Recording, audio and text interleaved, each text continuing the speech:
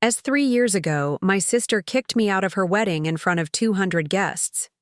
She called me jealous, bitter, and claimed I was trying to ruin her perfect day. But when her groom stood up during the reception and revealed what he'd discovered about her secret affair with his best man, everything changed. The woman who destroyed our family relationship got exactly what she deserved, and I got the most satisfying vindication of my life. I'd love to know which corner of the globe you're watching from, and if this story speaks to you, make sure to subscribe. Tomorrow's video is one you absolutely can't miss. My name is Rebecca Martinez, and for 28 years I lived in the shadow of my younger sister Victoria. From the moment she was born, Victoria could do no wrong in our parents' eyes. She was the cheerleader, the straight-A student, the one who brought home boyfriend after boyfriend that my mother would gush over for hours. I was the quiet one, the bookworm, the daughter who worked 2 jobs to put herself through college while Victoria got a brand new car for her 16th birthday. When Victoria announced her engagement to Marcus Thompson, a successful architect. She'd met at a charity gala. Our entire family lost their minds with excitement. Marcus was everything my parents had dreamed of for their precious daughter.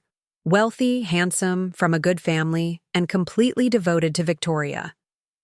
The engagement party at the country club cost more than my entire yearly salary, and Victoria made sure everyone knew it. The wedding planning became a full-time obsession for Victoria and our mother.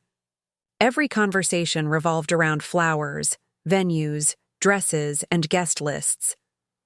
They spent months traveling to different cities, sampling cakes and interviewing photographers. Victoria's Instagram became a shrine to her upcoming nuptials, with daily posts about dress fittings and venue visits. Meanwhile, I was working 60-hour weeks at my marketing firm, trying to save enough money just to afford a decent bridesmaid dress. Victoria asked me to be her maid of honor, which surprised me given our strained relationship. We'd never been close, but I thought maybe this wedding would bring us together. I threw myself into the role, organizing her bachelorette party, addressing invitations, and coordinating with vendors. I spent every weekend for 6 months helping with wedding preparations, often using my own vacation days to accommodate her schedule. The first red flag appeared during dress shopping. Victoria had chosen an exclusive boutique in Manhattan, and the bridesmaids' dresses cost $800 each. When I hesitated at the price, Victoria rolled her eyes and said I could figure it out, since everyone else had already ordered theirs. I ended up putting the dress on a credit card I couldn't afford to pay off, but I didn't want to cause drama. The second red flag came during the rehearsal dinner. I'd spent weeks writing a heartfelt speech about sisterhood and family bonds, but when I asked Victoria about the timing, she waved me off dismissively. Actually, Rebecca, I've decided to have Marcus's sister Emma give the maid of honor speech instead. She's just so much better at public speaking, and you know how you get nervous. Emma had known Victoria for exactly 8 months. But the biggest red flag happened 3 days before the wedding. I was dropping off some last-minute items at Victoria's apartment when I saw a man's jacket hanging on her bedroom door. A jacket that definitely didn't belong to Marcus. It was a leather jacket with distinctive silver studs, and I'd seen it before on Dylan Chase, Marcus's best man and closest friend since college. My stomach dropped. Dylan had been at every wedding event, every dinner, every gathering. He was charming, flirtatious, and had always paid Victoria a lot of attention.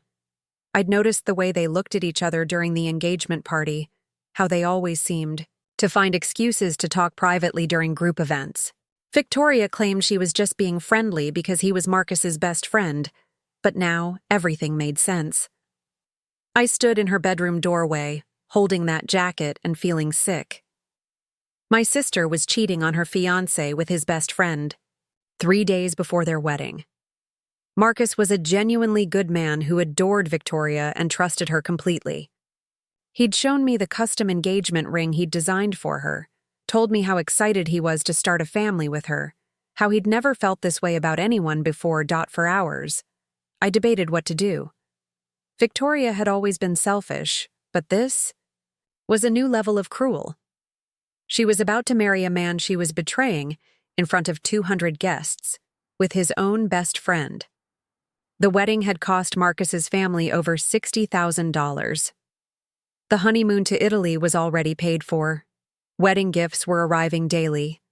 I decided I had to tell Marcus. It would destroy him, but he deserved to know before he married someone who was actively deceiving him.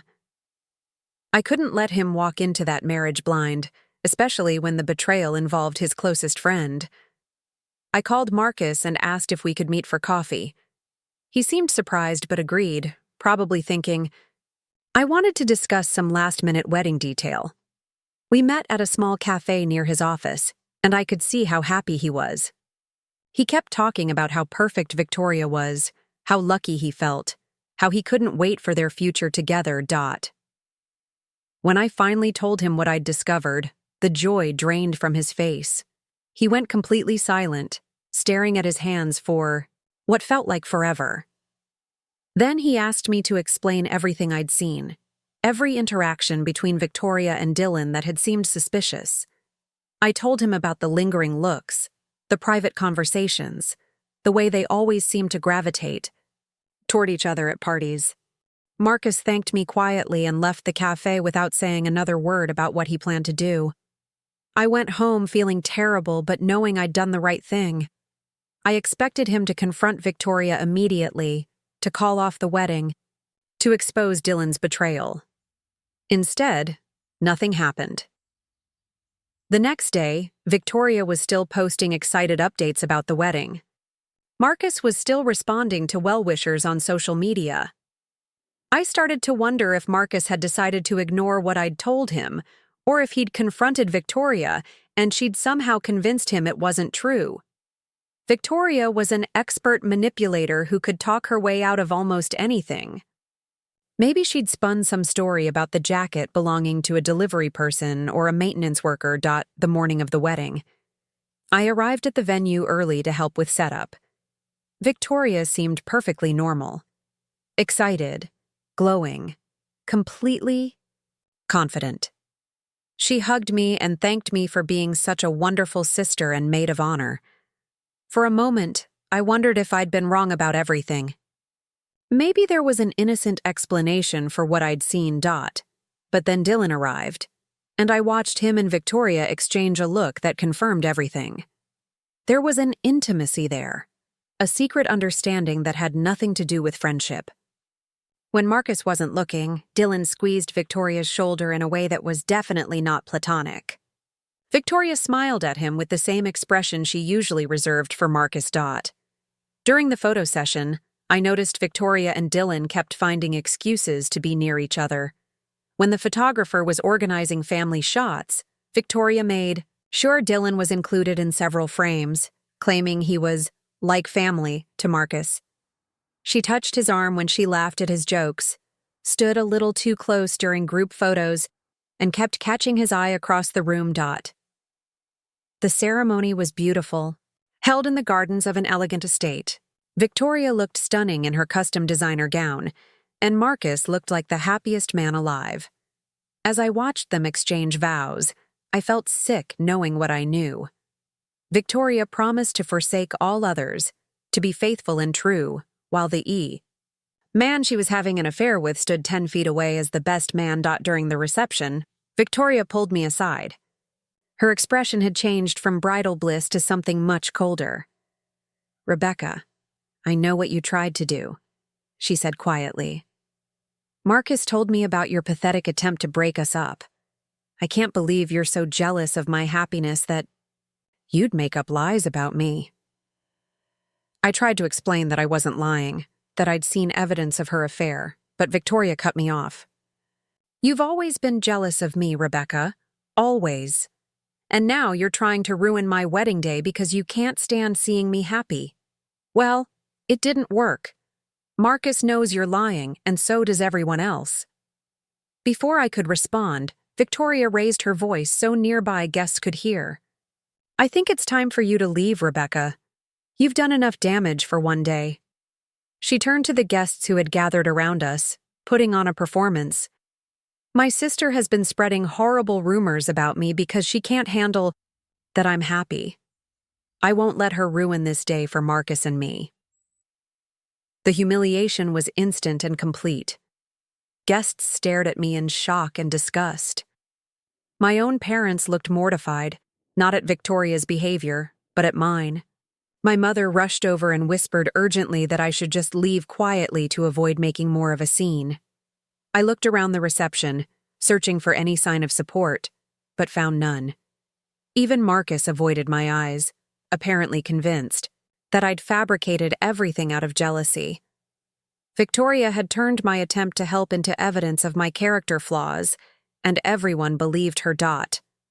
As I walked toward the exit, my cheeks burning with shame, I heard Victoria's voice behind me. "I'm sorry everyone had to see that.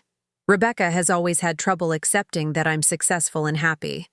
But I won't let her negativity affect this perfect day." The guests murmured sympathetically, completely taken in by her victim act. Drove home in my bridesmaid dress, crying from anger and humiliation. Victoria had not only gotten away with her affair, but had managed to paint me as the villain. She'd turned my honesty into proof of my jealousy, my concern for Marcus into evidence of my spite.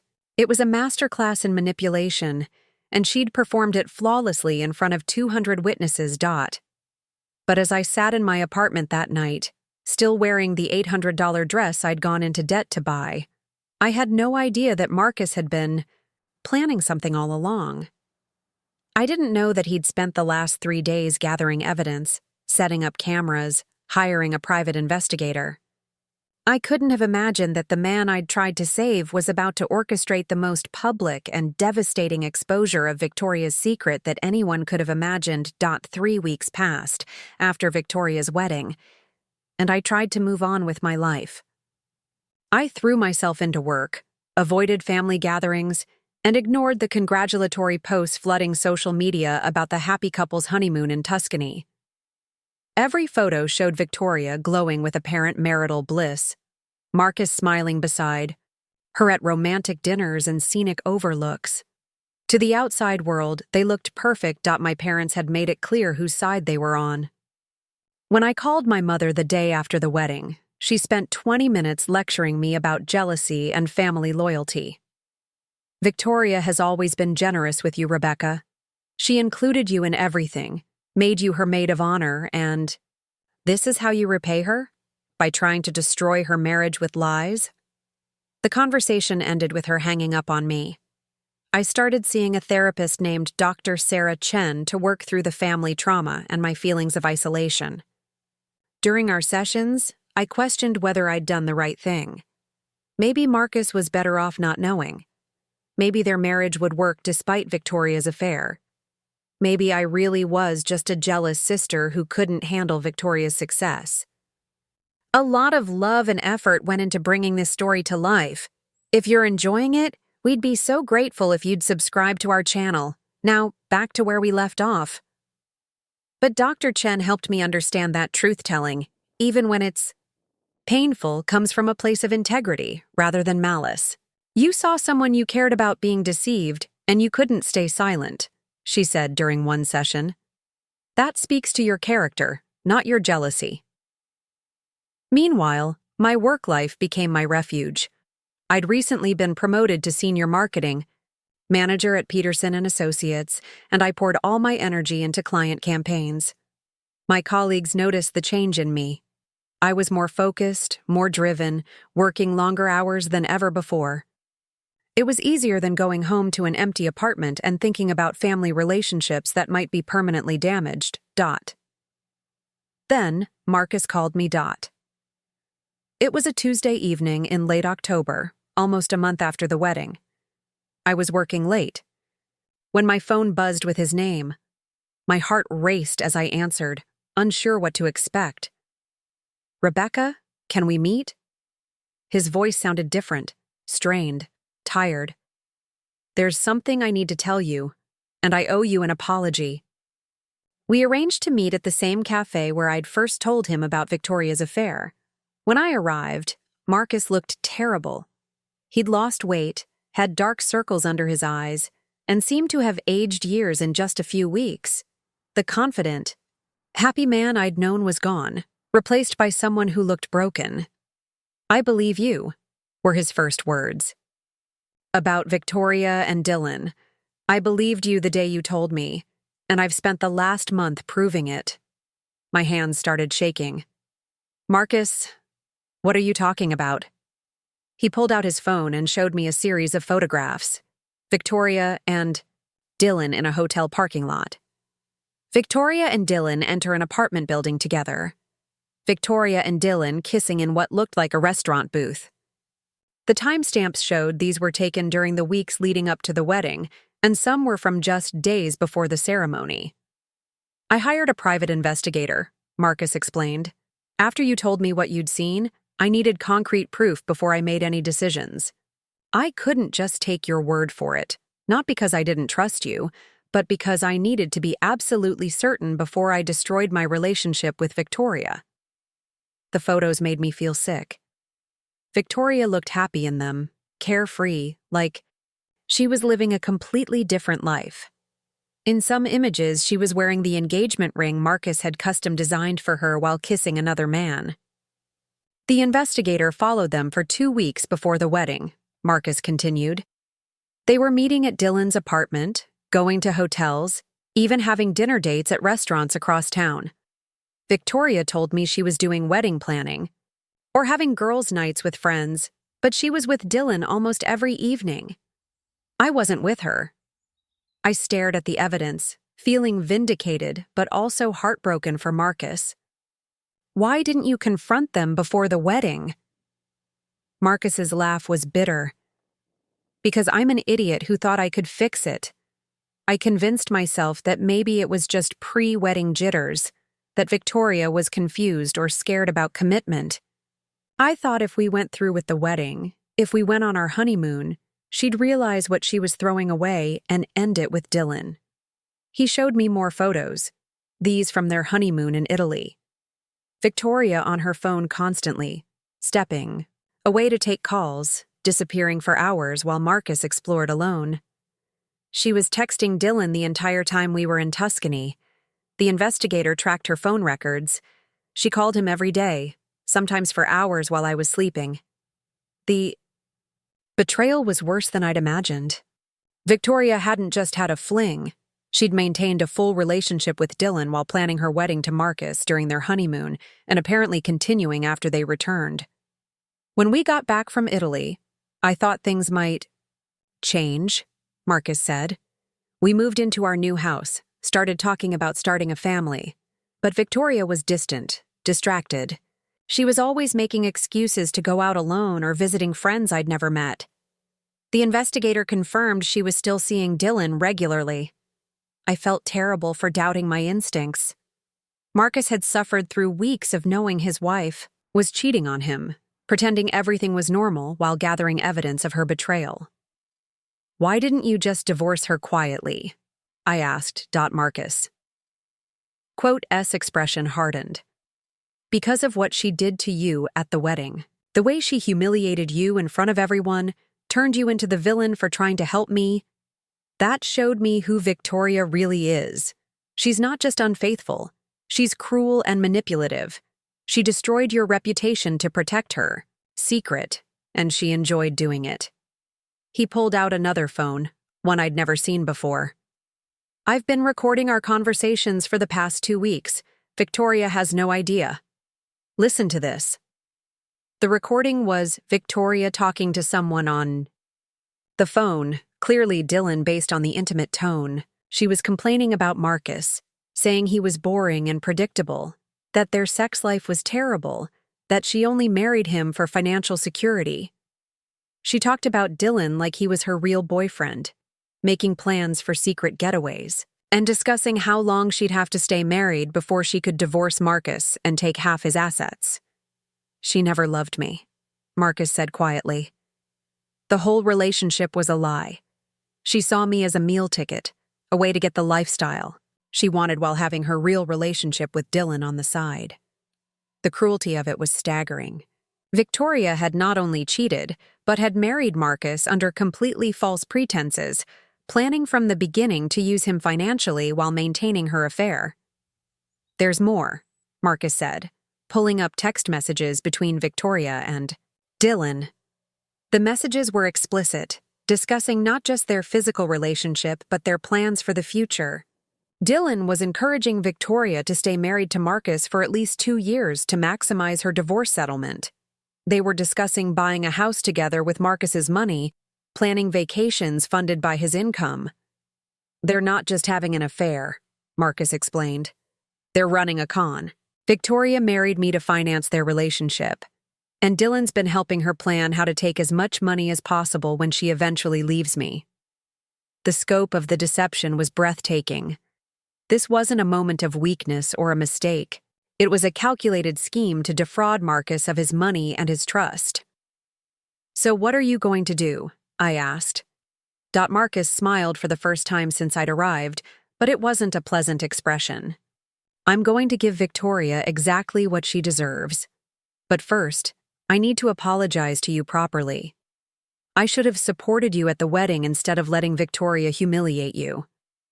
I was so focused on gathering evidence and protecting myself that I forgot you were the one person who tried to help me." His apology meant everything. For weeks, I'd questioned whether I'd done the right thing, whether I'd been motivated by jealousy rather than concern.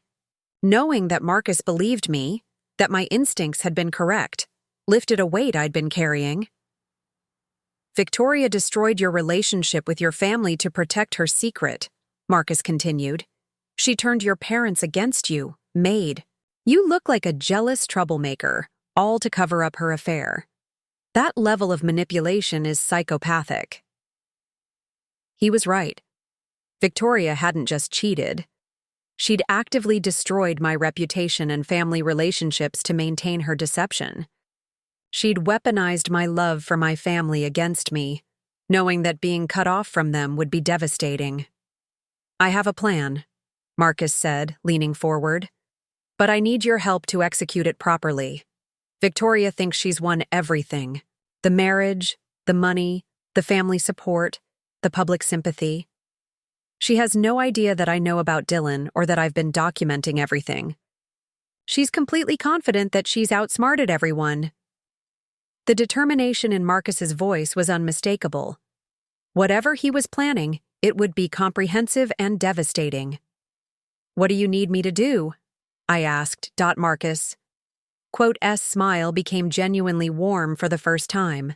"Help me give Victoria the public humiliation she deserves.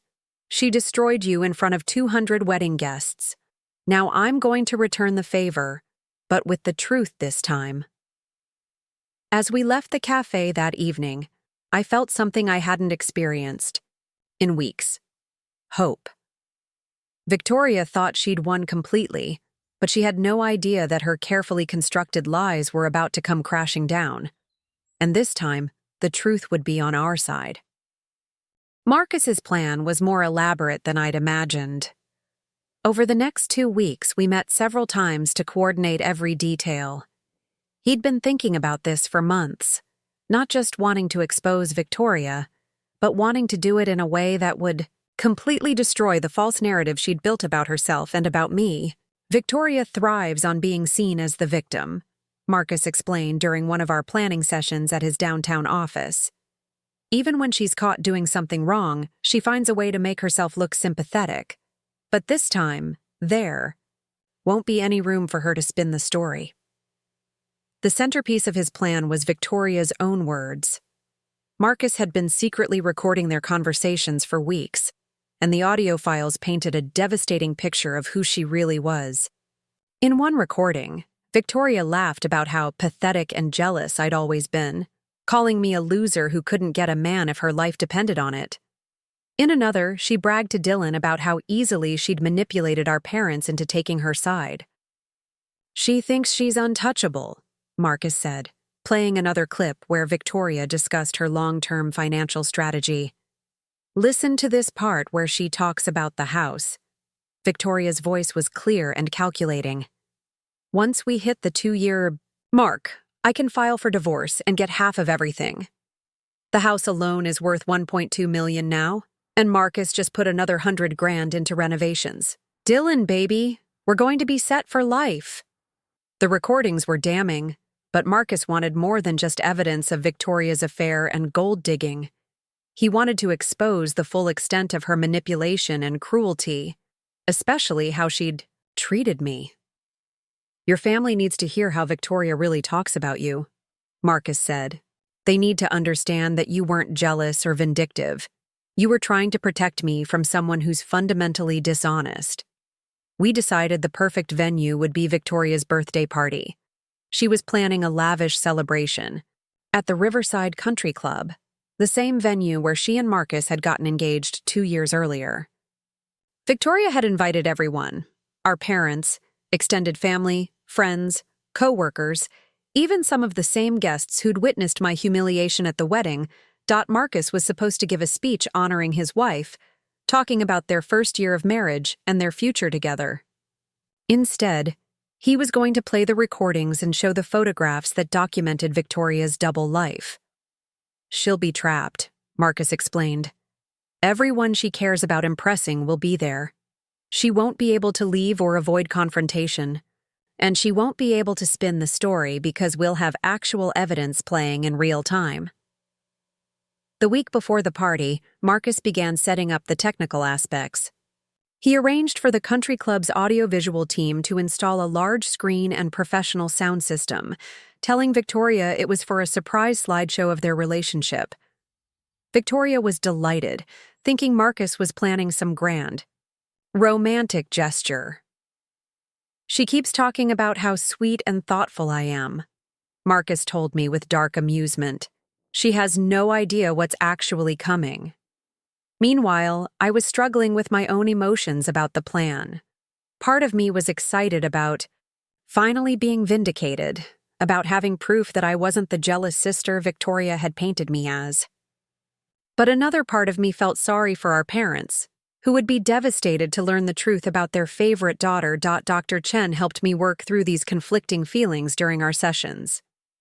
It's normal to feel conflicted about exposing family members, she said, but you're not responsible for Victoria's choices or their consequences.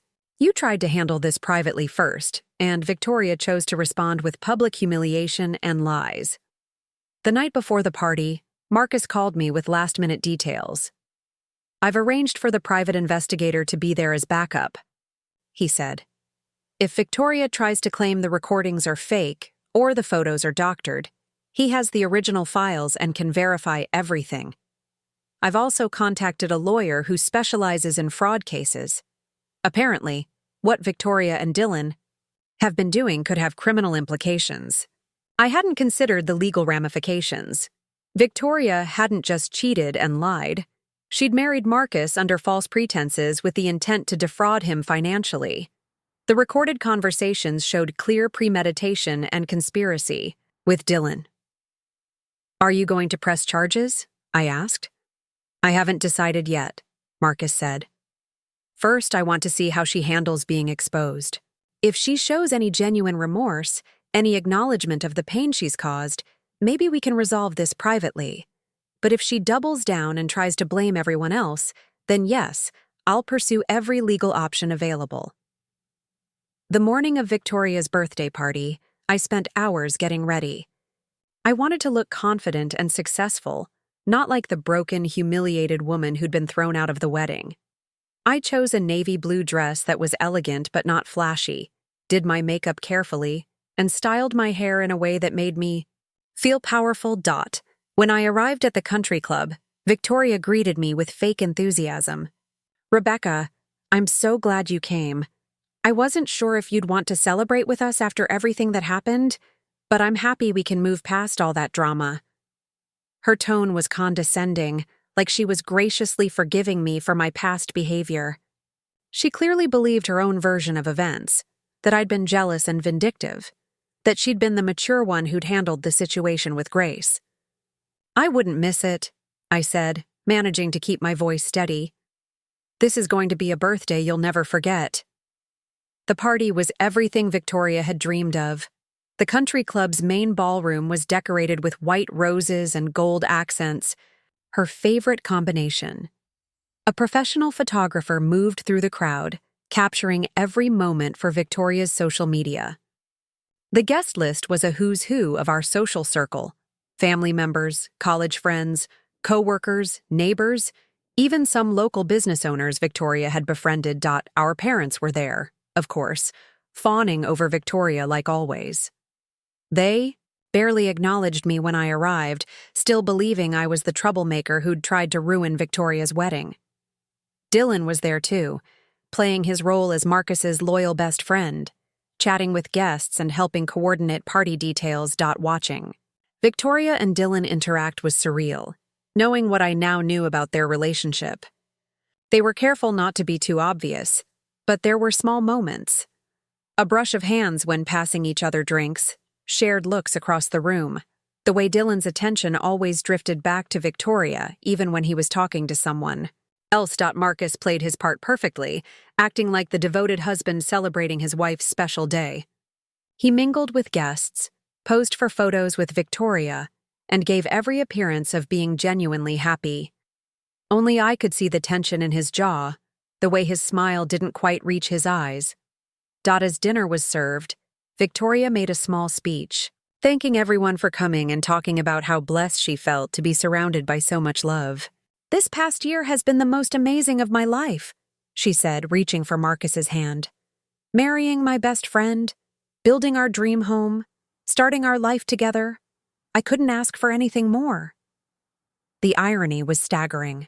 While Victoria was talking about love and blessings, she was holding hands with a man she was systematically deceiving and defrauding, while her actual boyfriend sat at a nearby table pretending to be just a family friend. After dinner, Marcus stood up to give his speech.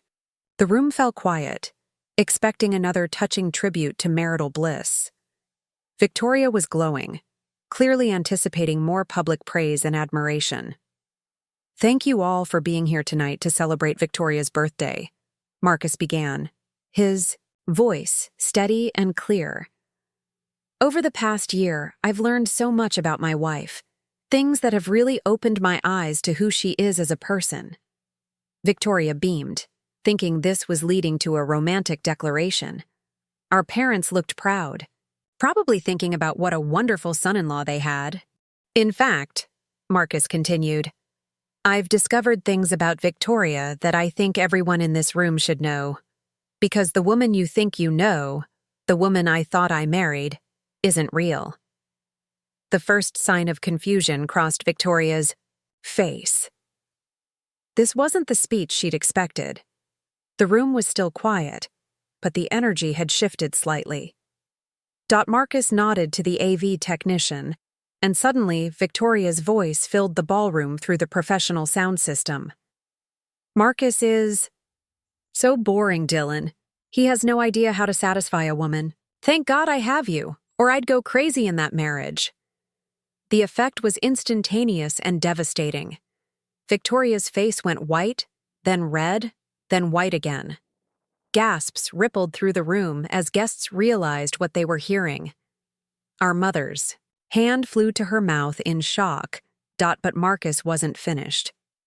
The recordings continued, each one more damning than the last, as Victoria's own voice revealed the full scope of her deception, her cruelty, and her calculated plans to destroy the man who loved her. The room erupted into chaos as Victoria's recorded voice continued playing through the sound system. Guests were looking around in confusion and horror, trying to process what they were hearing. Victoria jumped to her feet, her face cycling through expressions of shock, panic, and rage. "Turn it off!" she screamed at Marcus. "Turn it off right now." But Marcus remained calm, standing at the front of the room with a remote control in his hand. "I think everyone deserves to hear the truth about who you really are, Victoria." The next recording was even worse. Victoria's voice filled the ballroom again. "Rebecca has always been a pathetic loser. She's so jealous of me that she actually tried to convince Marcus I was cheating. Can you believe that? My own sister is so bitter about her sad little life that she tried to ruin my wedding.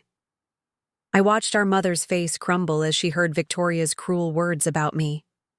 The woman who had defended Victoria so fiercely, who had told me I was being jealous and vindictive, was finally hearing what her precious daughter really thought. Dylan had gone completely pale and was slowly backing toward the exit. But Marcus had anticipated this. The private investigator, a tall man named James Rodriguez, blocked the doorway discreetly. Dylan was trapped along with everyone else. "This is fake," Victoria shrieked, her composure completely shattered. "He's making this up. Those aren't my words." Marcus smiled coldly. "Really? Should we play the next one where you discuss your favorite positions with Dylan? I have hours of these conversations, Victoria. Hours of you talking about how much you despise me while planning to take half my assets." The large screen at the front of the room flickered to life, showing photos from the private investigator's surveillance. Victoria and Dylan kissing in a hotel parking lot. Victoria and Dylan enter Dylan's apartment building. Victoria on her phone during their honeymoon in Italy, clearly talking to Dylan while Marcus explored Tuscany alone. Our father stood up abruptly, his face red with anger and embarrassment. "Victoria, what the hell is this?" But Victoria was beyond rational response. She lunged toward the AV equipment, trying to shut off the recordings herself, but Marcus calmly pressed another button on his remote. "Here's my personal favorite," he said as Victoria's voice filled the room again. "The best part is that Marcus's family paid for the whole wedding. $63,000 to celebrate me marrying him while I was sleeping with his best friend. Dylan, we should send them a thank you card."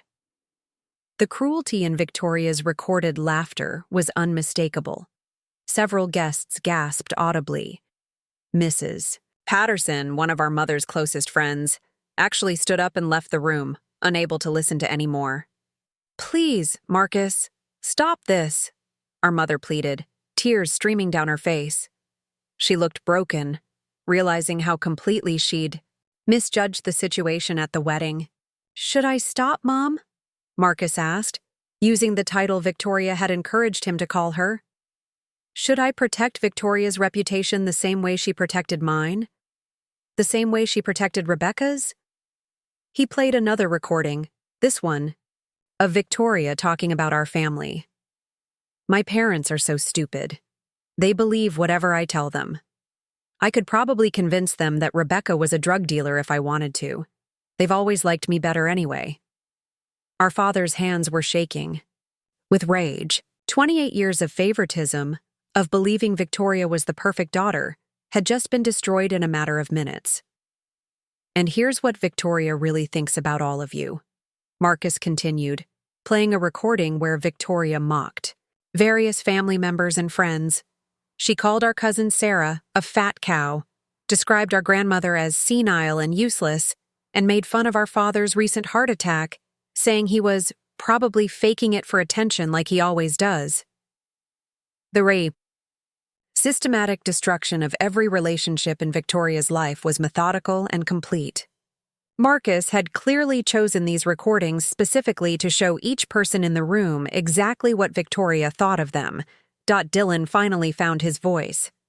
"This is insane, Marcus. You're destroying your own marriage over some misunderstanding." Marcus turned to face his former best friend with a look of pure contempt. "Misunderstanding? Should we play the recording where you two discuss buying a house together with my money? Or the one where you laugh about what a fool I am for trusting you?" The screen changed to show text messages between Victoria and Dylan, blown up large enough for everyone to read. The messages were explicit and damning, discussing not just their physical relationship, but their detailed plans to defraud Marcus financially. 2 years, Marcus read from one of Dylan's texts displayed on screen. "Keep him happy for 2 years, then file for divorce. With California's community property laws, you'll get half of everything plus alimony." Victoria was now sobbing, but they weren't tears of remorse. They were tears of rage and humiliation. You have no right to air our private conversations, she screamed. Private conversations? Marcus laughed bitterly. You mean the conversations where you and my best friend plan to steal my money while pretending to love me? Those private conversations? He played one final recording, the most devastating of all. Victoria's voice was clear and cold. I never loved Marcus, not for a single day. He's a means to an end, nothing more. The second I can divorce him and take half his money, I'm gone. Dylan is my real relationship. Marcus is just a paycheck with a penis. The silence that followed was deafening. Even Victoria stopped crying, perhaps finally understanding the complete scope of her exposure. There was no coming back from this, no way to spin or manipulate the narrative. Her own words had destroyed her. Marcus looked around the room at the shocked, disgusted faces of Victoria's family and friends. Now you know who you've been defending and supporting. This is the woman who destroyed Rebecca's reputation at our wedding, who turned her own family against her sister for trying to protect me from this fraud. He turned to our parents, who looked absolutely devastated. Rebecca tried to save me from marrying someone who never loved me, who was actively stealing from me, who was planning to destroy me financially, and you punished her for it. You chose to believe Victoria's lies over Rebecca's honesty. Our mother was sobbing now, looking at me with an expression of profound regret and shame. Rebecca, I'm so sorry. I'm so sorry we didn't believe you. But I wasn't ready to forgive that easily. The damage to my relationship with my parents had been severe, and one apology couldn't erase months of being treated like a pariah. Victoria suddenly stopped crying and stood up straight, her expression shifting to one of defiant rage. Even caught completely, she couldn't accept responsibility. Fine, she shouted. You want the truth? Yes, I was sleeping with Dylan. Yes, I married Marcus for his money. And yes, Rebecca is a pathetic loser who... I've always been embarrassed to call my sister, but so what? I deserve better than all of this. The room went completely silent. Even in total defeat, Victoria couldn't show a moment of genuine remorse or acknowledgement of the pain she'd caused. Marcus nodded slowly. Thank you, Victoria. I was hoping you'd say something like that. He gestured to James Rodriguez, who stepped forward and handed Victoria a manila envelope. What's this? Victoria asked, her voice shaking. Divorce papers, Marcus said simply. And a cease and desist order preventing you from contacting me or coming near my property. You have 48 hours to collect your personal belongings from the house. Everything else stays with me. Victoria tore open the envelope, scanning the documents with growing panic. You can't do this. California is a community property state. I'm entitled to half. Marcus smiled for the first time that evening, and it was genuinely happy. Actually, Victoria, fraud voids marital contracts. Since you married me under false pretenses with the intent to commit financial fraud, you're not entitled to anything. My lawyer was very thorough about that. The private investigator stepped forward again. Victoria Chen, I'm serving you with a subpoena to appear in civil court for fraud and conspiracy charges. Dylan Chase, you're also being served. The legal implications were finally hitting Victoria. This wasn't just about a destroyed reputation or a ruined marriage. She was facing potential criminal charges. Additionally, Marcus continued, I'll be pursuing a civil lawsuit for emotional distress, fraud, and conspiracy to commit theft. The recordings and messages show clear premeditation and intent to defraud me of substantial assets. Victoria looked around the room desperately, searching for any sign of support or sympathy, but found none. Even Dylan had abandoned her, having quietly slipped out when the legal documents appeared. This isn't over, Victoria said, her voice filled with venom. I'll fight all of this. I'll make you pay for humiliating me like this. Marcus just shook his head. Victoria, it's already over. You destroyed it yourself with your own choices, your own words, your own actions. All I did was make sure everyone knew the truth. As Victoria stormed out of the ballroom, our parents approached me hesitantly. The shame on their faces was evident, but I wasn't ready to make this easy for them. "We owe you the biggest apology of our lives," our father said quietly. "We failed you completely, Rebecca. We chose to believe lies over truth, and we treated you terribly." The vindication felt overwhelming. After months of being painted as the jealous, vindictive sister, everyone finally knew that I'd been the only one telling the truth. But the victory felt hollow, tainted by the destruction of my family and the months of pain I'd endured. Marcus approached our little group, his expression soft with genuine regret. "I owe you an apology too, Rebecca. I should have stood up for you at the wedding instead of letting Victoria destroy your reputation. You tried to protect me and I failed to protect you." Looking around the nearly empty ballroom, at the abandoned birthday decorations and the faces of people who finally understood what had really happened, I realized that sometimes the truth comes with a price that everyone has to pay. 6 months. After Victoria's birthday party disaster, my life had changed in ways I never could have imagined. The immediate aftermath was chaotic. Local news picked up the story when Victoria's fraud charges became public record.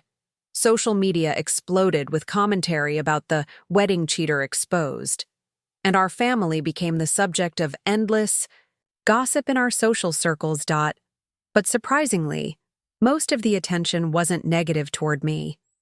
People who had witnessed my humiliation at Victoria's wedding now understood the full context. Former family friends reached out to apologize for believing Victoria's version of events. Even strangers on social media praised me for having the courage to tell Marcus the truth, despite knowing it would cost me relationships with my family. The legal proceedings moved faster than anyone expected. Victoria's recorded conversations provided such clear evidence of premeditation and conspiracy that her lawyer advised her to accept a plea deal rather than go to trial. She pled guilty to fraud charges and was sentenced to 2 years probation, 500 hours of community service, and ordered to pay Marcus full restitution for his legal fees and emotional damages. Approximately $85,000. Dylan faced similar charges but handled them differently. Unlike Victoria, who maintained her innocence and blamed everyone else right up until her plea hearing, Dylan accepted responsibility immediately. He wrote lengthy apology letters to Marcus and to me, acknowledging his role in the deception and expressing genuine remorse for the pain he'd caused. "I know I can never undo what I did to you," Dylan wrote in his letter to Marcus. "You were my best friend, and I betrayed that friendship in the worst possible way. I got caught up in Victoria's manipulation, but that's no excuse. I made my own choices and I have to live with the consequences." Marcus showed me Dylan's letter during one of our regular coffee meetings. We'd developed an unlikely friendship through this ordeal, bonded by our shared experience of Victoria's deception. Marcus was working through his trust issues in therapy, while I was still navigating the complicated process of rebuilding relationships with my parents. "Part of me wants to hate Dylan forever," Marcus admitted. "But his apology feels genuine in a way Victoria's never did. He's not trying to minimize what he did or blame other people. He's just acknowledging the harm he caused and accepting responsibility." The difference between Dylan's response and Victoria's was stark.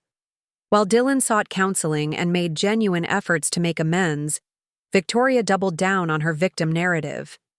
She started a blog called Truth and Consequences, where she portrayed herself as a woman who'd been trapped in a loveless marriage and publicly humiliated for seeking happiness elsewhere. The blog gained a small following of people who bought into Victoria's version of events, but it mostly served to demonstrate that she still hadn't learned anything from the experience. She wrote posts with titles like "When Marriage Becomes a Prison" and "The Cruelty of Public Shaming," positioning herself as a feminist hero who'd been punished for refusing to accept an unsatisfying relationship. Reading Victoria's blog was simultaneously infuriating and pathetic. She completely ignored the fraud aspect of her behavior, the calculated financial planning, the cruelty toward me and our family. Instead, she focused entirely on her right to pursue love and the unfairness of having private conversations made public. The most ridiculous post was titled, "Sisterly Jealousy, When Family Becomes Your Enemy." In it, Victoria claimed that I'd always been jealous of her success and had manipulated Marcus into believing lies about her relationship with Dylan. She actually wrote that I'd probably fabricated evidence because I couldn't stand seeing her. The comments section of that particular post was brutal. Readers who'd followed the story called Victoria delusional and pointed out that she'd been caught on her own recorded words, admitting to the affair and the fraud. Several people posted links to news articles about her legal conviction, making it impossible for her to maintain the fiction that she'd been falsely accused. Meanwhile, my relationship with my parents was slowly healing, though it required a lot of difficult conversations. My mother, in particular, struggled with guilt about how she'd treated me after the wedding. "I keep thinking about that phone call after Victoria's wedding," she said during one of our family therapy sessions with Dr. Chen. "You tried to tell me you'd been trying to help Marcus, and I hung up on you. I called you jealous and vindictive. I can't believe I chose to believe Victoria's lies over your honesty." Dr. Chen helped us work through the family dynamics that had enabled Victoria's manipulation for so many years. My parents had to confront their role in creating the golden child dynamic that allowed Victoria to believe she could get away with anything. Victoria learned early that she could manipulate situations to her advantage, Dr. Chen explained. When children consistently avoid consequences for their actions because parents make excuses for them, they don't develop empathy or accountability. Victoria's behavior toward Rebecca and Marcus was an extreme version of patterns that started in childhood. The therapy sessions were painful but necessary. My parents had to acknowledge not just their recent mistakes, but years of favoritism and enabling behavior that had damaged both of their daughters. Me through neglect and comparison, Victoria through lack of boundaries and consequences. My father struggled particularly with accepting how completely he'd misjudged the situation. "I prided myself on being a good judge of character," he said during one session. "But I was so blind when it came to Victoria. I saw what I wanted to see instead of what was really there." The process of rebuilding trust was slow. My parents wanted to jump immediately back into a close relationship, but I needed time to process years of feeling like the less favored daughter. Dr. Chen helped them understand that healing couldn't be rushed, and that making amends required consistent actions over time, not just apologies. 1. Positive development was that extended family members who'd witnessed Victoria's behavior over the years finally felt comfortable speaking up about things they'd noticed. My Aunt Linda told me she'd always suspected Victoria was manipulative, but hadn't wanted to cause family drama by saying anything. "There were so many little things," Aunt Linda explained during a family barbecue. The way Victoria would change, her story depending on who she was talking to, how she'd play family members against each other, the cruel things she'd say about people when she thought no one would repeat them. But your parents adored her so much, and she was so charming on the surface, that pointing out her behavior felt impossible. It was validating to learn that other people had seen Victoria's true nature, but had felt unable to speak up. The family dynamic had been so tilted in Victoria's favor that even adults had been intimidated by the potential consequences of challenging her. The most unexpected positive outcome was my relationship with Marcus's family. His parents, who had initially blamed me for causing drama at the wedding, became some of my strongest supporters once they understood what had really happened. "We owe you such a debt of gratitude," Marcus's mother, Patricia, told me during dinner at their house.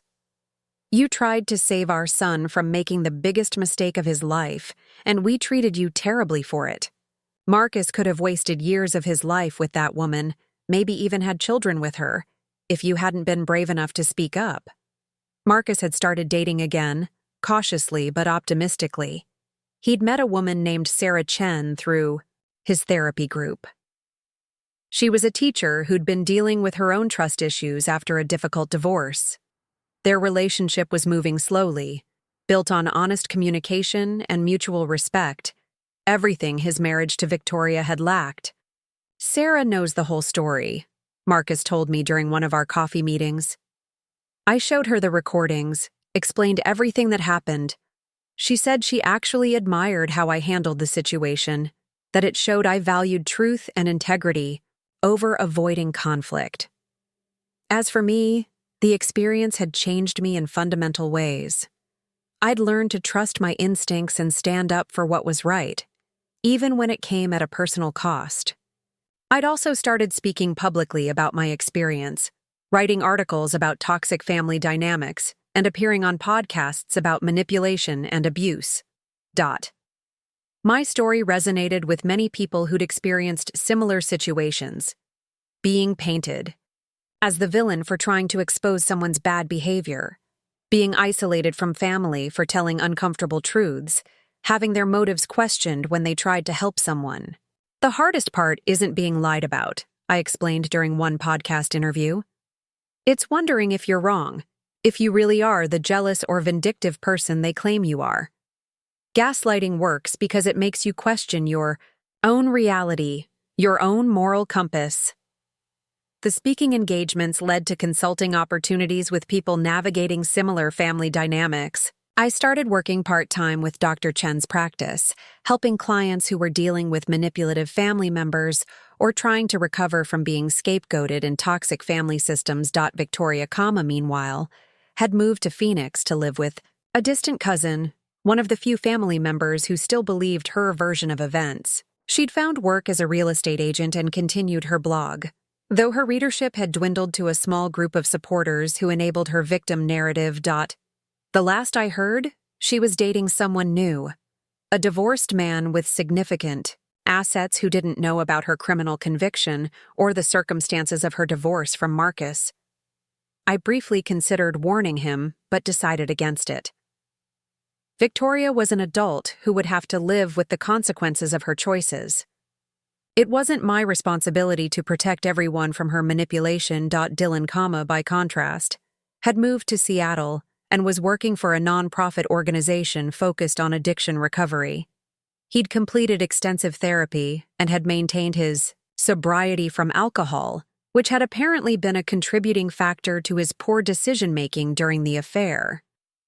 "I used drinking as an excuse for a long time," he wrote in a follow-up letter to Marcus. "But the truth is, I made conscious choices to betray your trust and participate in hurting you. The alcohol might have made it easier to ignore my conscience, but it didn't create my willingness to deceive you." Standing in my new apartment, a beautiful 2-bedroom place I'd been able to afford after my promotion and consulting work, I reflected on how much my life had changed.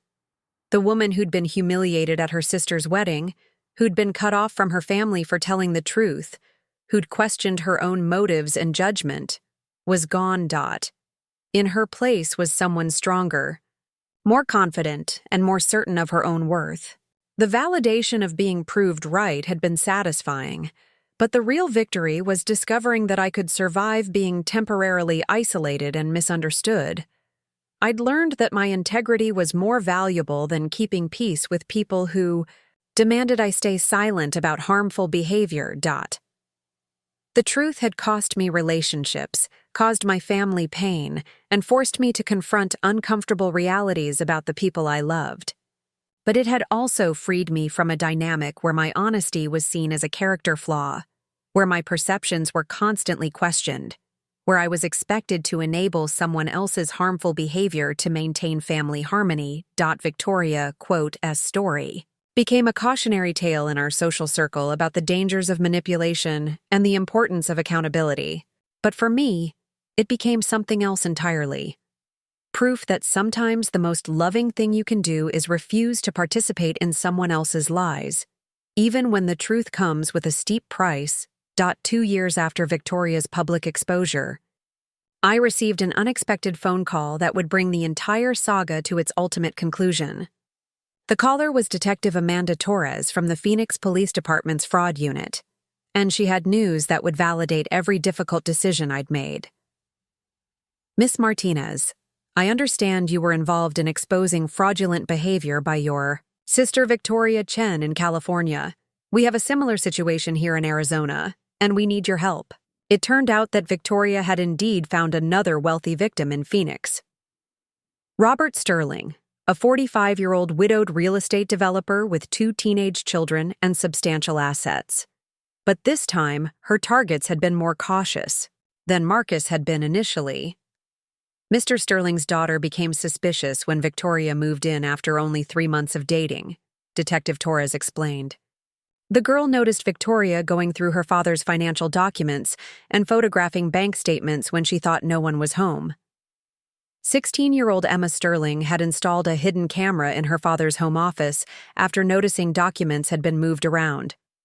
The footage showed Victoria systematically photographing financial records, insurance policies, and business contracts while Robert was at work. The daughter confronted her father with the evidence, and he contacted us immediately, the detective continued. When we ran Victoria's background check, her previous fraud conviction in California came up. We'd like you to testify about her pattern of behavior if this case goes to trial. I agreed without hesitation. Victoria had learned nothing from her previous exposure and legal consequences. She was continuing the same predatory behavior with a new victim. This time, however, her target had a smart daughter who'd protected him before any real damage was done. The case moved quickly through the Arizona courts. Victoria's previous conviction made it impossible for her to claim this was a misunderstanding or a one-time mistake. The hidden camera footage, combined with testimony about her established pattern of targeting wealthy men for financial fraud, resulted in more serious charges than she'd faced in California. During the trial, I testified via video conference about Victoria's systematic deception of Marcus, her calculated planning with Dylan, and her complete lack of remorse even after being exposed. The prosecutor used my testimony to establish a clear pattern of predatory behavior, targeting vulnerable men for financial gain. Miss Martinez, the prosecutor asked during my testimony, in your opinion, did your sister show any genuine remorse for her actions during or after the legal proceedings in California? None whatsoever, I replied. Victoria consistently portrayed herself as the victim, blamed everyone else for her situation, and showed no acknowledgement of the harm she'd caused to Marcus, to my family, or to anyone else affected by her deception. Victoria's defense attorney tried to paint her as a woman who'd made mistakes in love but wasn't a career criminal. However, the evidence was overwhelming. The systematic way she'd researched Robert's finances, the speed with which she'd moved into his home, and her attempts to access his business accounts all demonstrated clear premeditation. The trial lasted only 3 days. Victoria was convicted on multiple fraud charges and sentenced to 3 years in state prison, with an additional 5 years probation upon release. The judge specifically noted her lack of remorse and her pattern of targeting successful men as aggravating factors in the sentencing. This defendant has shown a consistent pattern of using romantic relationships as a cover for financial crimes, Judge Patricia Reeves stated during sentencing. Her previous conviction and continued criminal behavior demonstrate that she poses a significant risk to the community, particularly to men seeking companionship after loss or divorce. Watching Victoria's sentencing via livestream from my office, I felt a complex mix of emotions. There was satisfaction in seeing justice served, but also sadness that my sister had chosen a path that led inevitably to this moment. She'd had opportunities to change course, to seek help, to acknowledge her harmful behavior and work toward becoming a better person. Instead, she doubled down on manipulation and fraud until the legal system had no choice but to protect society from her. After the trial, Robert Sterling sent me a handwritten thank you note that I'll never forget. Your courage in exposing your sister's behavior helped save my family from financial and emotional devastation. My daughter and I are forever grateful that you chose truth over family loyalty when it mattered most. The Phoenix case brought renewed media attention to my original story. I was invited to appear on several national podcasts and news programs to discuss the psychology of family manipulation and the challenges of exposing abuse by relatives. The story resonated particularly strongly with people who'd experienced similar dynamics in their own families. The hardest part about exposing family members who are harmful, I explained during one television interview, is that society expects family loyalty above all else. When you prioritize truth and protection of innocent people over covering for a family member's bad behavior, you're often painted as the villain, even when you're trying to prevent real harm. These media appearances led to speaking opportunities at conferences about domestic abuse, financial fraud, and toxic family dynamics. I developed a presentation called When Love Becomes Enabling, Recognizing and Breaking Cycles of Family Manipulation. That became popular with social workers, therapists, and law enforcement professionals. Dr. Chen and I also co-authored an article for a psychology journal about the long-term effects of golden child dynamics on both the favored and unfavored children. Our research showed that while scapegoated children often develop resilience and strong moral compasses, golden children frequently struggle with accountability, empathy, and healthy relationship skills in adulthood. Victoria's case represents an extreme example of what can happen when a child is consistently shielded from consequences, Dr. Chen explained in our article. Without learning accountability or empathy during crucial developmental years, some individuals continue manipulative behaviors into adulthood, often escalating until legal intervention becomes necessary. My parents continued attending therapy sessions, working to understand their role in creating the family dynamics that enabled Victoria's behavior. The process was painful, but necessary for all of us. We thought we were showing Victoria love by protecting her from consequences, my father admitted during one particularly difficult session. But we were actually setting her up to fail as an adult. And we were teaching Rebecca that her feelings and perceptions didn't matter as much as keeping Victoria happy. My mother had struggled the most with accepting Victoria's true nature. I keep wanting to believe that she'll change, that prison will make her realize what she's lost, she said. But Dr. Chen helps me understand that my hope for Victoria to become someone different isn't fair to the people she's hurt or might hurt in the future. The family healing process took time, but we gradually developed a healthier dynamic based on honesty rather than enabling. My parents began acknowledging past mistakes and treating me as an equal adult whose perceptions and feelings were valid. Marcus had proposed to Sarah Chen the previous spring, and they invited me to their engagement party. A small, intimate gathering that felt like a celebration of authentic love rather than a performance. Watching Marcus with Sarah, seeing how naturally they communicated and supported each other, highlighted just how dysfunctional his relationship with Victoria had been. Thank you for saving me from wasting my life with someone who never loved me, Marcus said during a quiet moment at the party. I know it cost you a lot to tell me the truth, and I'll always be grateful that you cared enough about my well-being to risk your family relationships. Dylan had maintained his sobriety and continued his work in addiction recovery. He'd sent periodic updates over the past 2 years, sharing his progress in therapy and his efforts to make amends for his past behavior. While Marcus wasn't ready to rebuild their friendship, he'd told me he appreciated Dylan's genuine accountability. Dylan's responses showed me what actual remorse looks like, Marcus had explained. He didn't make excuses, didn't blame alcohol or Victoria or anyone else. He owned his choices and their consequences. That's the kind of accountability Victoria never showed. As I prepared to give the keynote speech at a conference on financial fraud prevention, I reflected on how completely my life had changed. The woman who'd been humiliated at her sister's wedding for telling the truth had become someone whose story helped protect others from similar predators. My consulting practice was thriving, helping people navigate complex family situations where truth-telling came at a personal cost. I'd worked with adult children trying to expose elderly abuse by siblings, spouses uncovering financial fraud by their partners, and friends attempting to warn each other about dangerous relationships. The pattern is always the same, I explain to clients. Manipulative people are skilled at making truth-tellers look like the problem. They'll use your love for them, your desire for family harmony, your fear of being seen as disloyal against you. But protecting someone from consequences isn't actually love. It's enabling.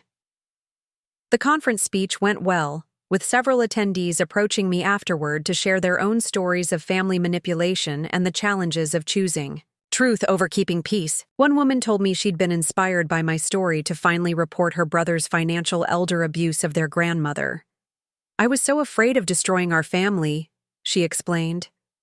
"But listening to your presentation made me realize that my brother was the one destroying our family. I was just finally stopping my participation in covering it up."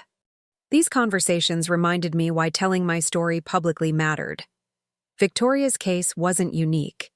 There were countless people engaging in similar manipulation and fraud, protected by family members who prioritized avoiding conflict over preventing harm.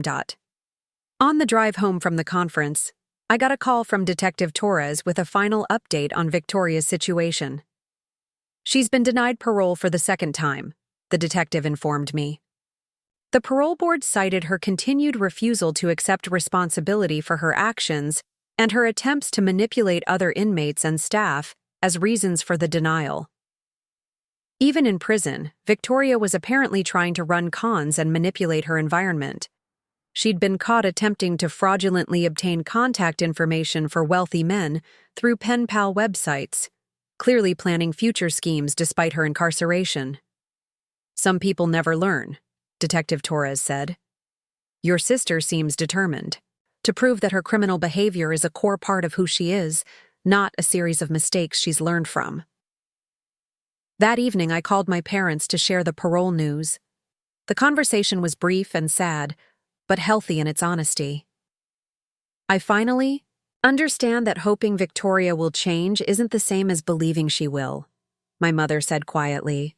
"I can love the daughter I thought I had while accepting that the person she actually is poses a danger to others." My father was even more direct. "Victoria made her choices every step of the way. We can't save her from the consequences, and it's not fair to expect her victims to keep giving her chances to harm them again." As I settled into bed that night in my beautiful home, surrounded by the life I'd built through honesty and integrity, I thought about the journey from that humiliating night at Victoria's wedding to where I was now. The truth had cost me temporary relationships, caused family pain, and forced me to confront difficult realities about the people I loved. But it had also led to genuine healing, authentic relationships, meaningful work, and the deep satisfaction of knowing I'd helped protect innocent people from a predator who happened to share my DNA. Victoria had taught me an invaluable lesson, though not the one she'd intended. She'd shown me that blood relation doesn't obligate you to enable harmful behavior, that real love sometimes requires setting boundaries with people you care about, and that choosing truth over comfort is often the most loving thing you can do. For everyone involved, including the person whose behavior you're exposing. The scared, doubting woman who'd wondered if she was really just a jealous sister was gone. In her place was someone who knew that protecting innocent people from harm was always the right choice, regardless of the personal cost. And that knowledge had made all the difference in creating a life worth living. Looking for more? We've got 2 amazing stories ready for you right on screen. If this one touched you, these are absolutely worth your time. Click to watch them now. And hey, subscribe and hit that bell to never miss our latest uploads.